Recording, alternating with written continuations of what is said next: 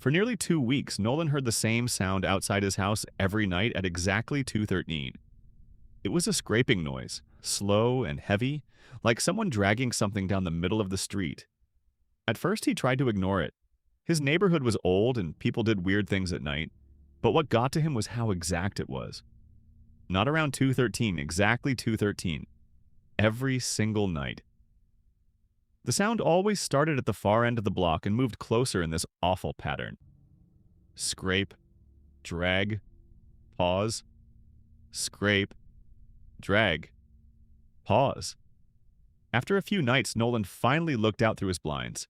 A man was walking down the street. He was tall, dressed in dark clothes, dragging something long behind him with both hands.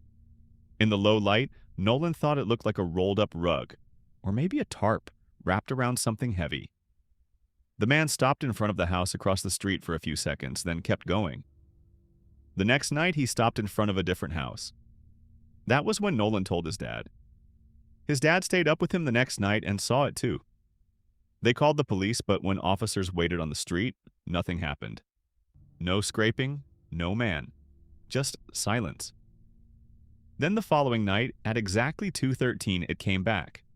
Nolan filmed it from his upstairs window. The video was dark and shaky, but it clearly showed the figure dragging something down the road and stopping in front of another house. Police took it seriously after that.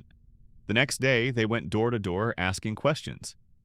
That's when one neighbor pointed out something nobody had noticed. Every house the man had stopped in front of belonged to someone who had moved in recently, not the original residents. That night, Nolan stayed awake again, expecting the sound outside.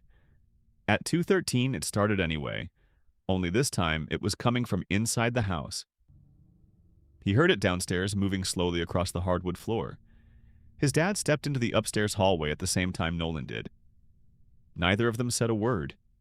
They just stared at the staircase. There was a wet drag mark going down the steps.